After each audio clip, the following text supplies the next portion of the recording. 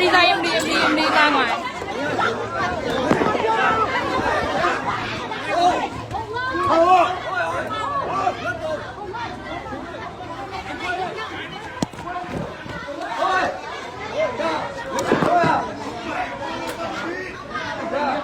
Đừng.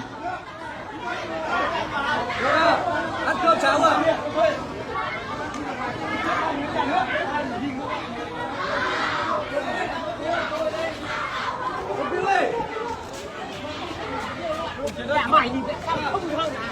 Ra em đi.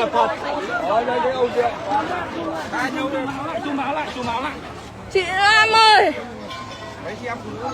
Chị Nam mà thôi dậy. Đừng. Đi mẹ. Mày cởi áo ơi. Mày cởi áo ơi. Nhà mày. Địt mày ăn chó kìa.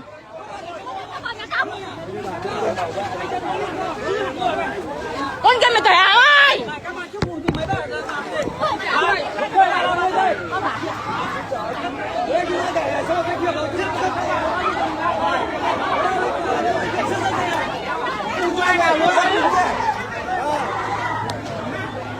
Quay lên đi.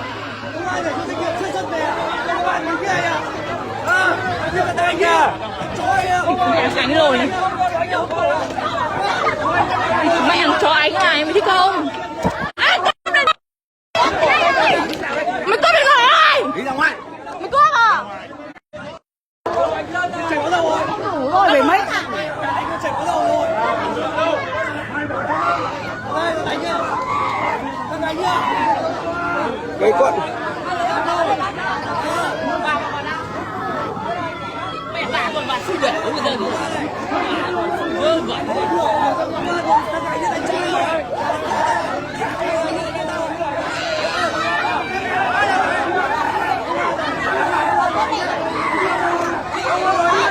Thằng nào đây cho dám chết luôn thằng đấy đi.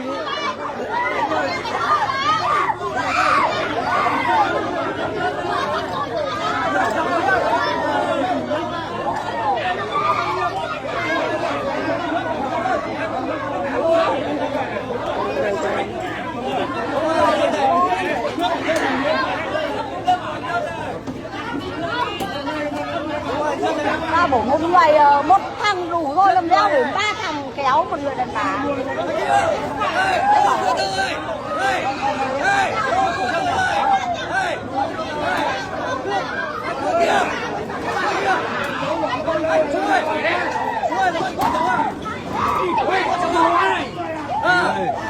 Anh nhiều rồi. Đứng ra ngoài.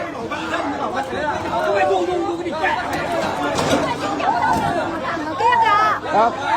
Cháu tao đang thằng kia kìa. Thế nào? Mày nói cháu tao đang thằng kia. Qua đi.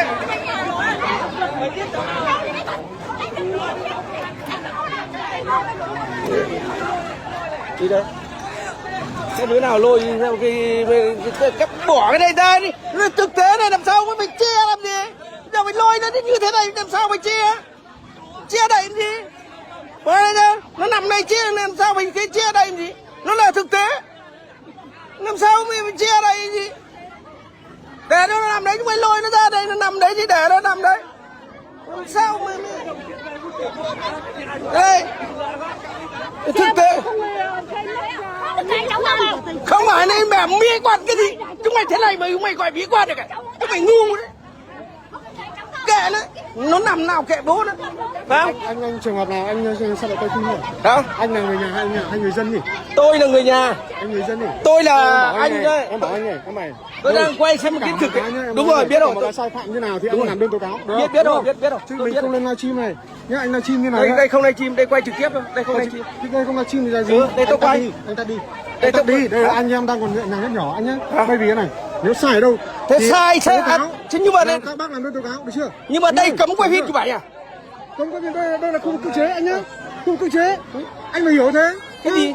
Sai ở đâu? Cái làm cái gì mà có các bác làm đơn tố cáo đúng không? Chứ còn hiện nay bây giờ lực lượng đang làm việc, các bác không lên livestream này, hiểu chưa? Sao đây không lên? Cộng đồng mạng trên cộng đồng mạng người ta rất nhiều ý kiến. Bác nói không rõ đúng không? Rất dễ hiểu lầm cho chính quyền đúng không? Tôi chưa nói một cái gì.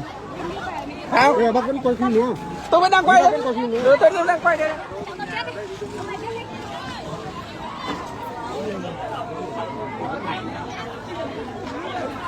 Cướp của dân.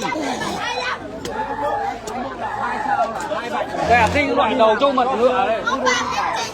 Cái này ông đầu là công an, luôn chỉ dạy con là người ta này.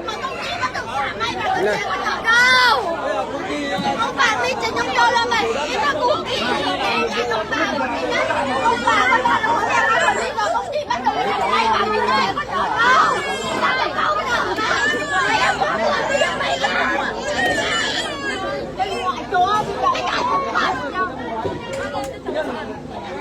Cầm của cháu, cầm cái này quay của cháu.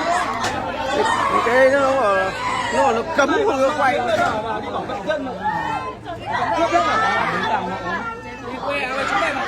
Chị ơi không bật được. Phải máy chị không? Không được, phải máy chị không?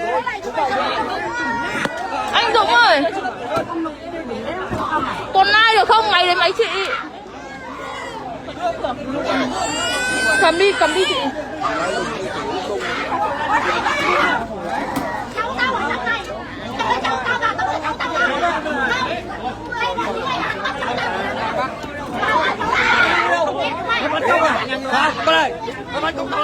Em bé ra ngoài đi, con đứng ngoài đi.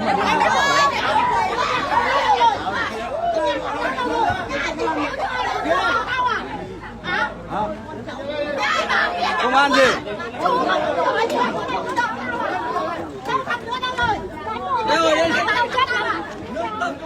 Anh Dũng ơi, còn ai được không? Bác ơi xuống. Ui giời. Bác cầm đi.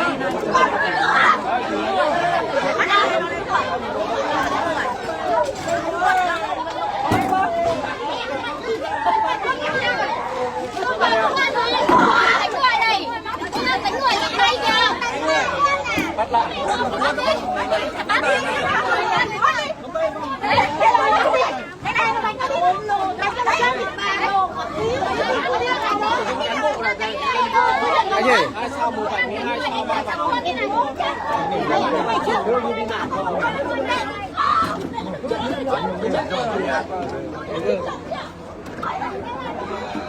Cái thằng súng vật này.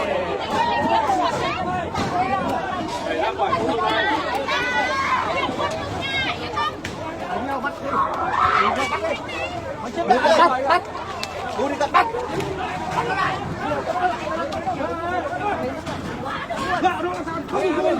Đi bắt. Này không bắt được. Vợ nó không đang ngồi kia không bắt được vợ nó. Bây giờ vợ nó đi mẹ không. Vợ nó như thế kia mà không bắt gì vợ nó.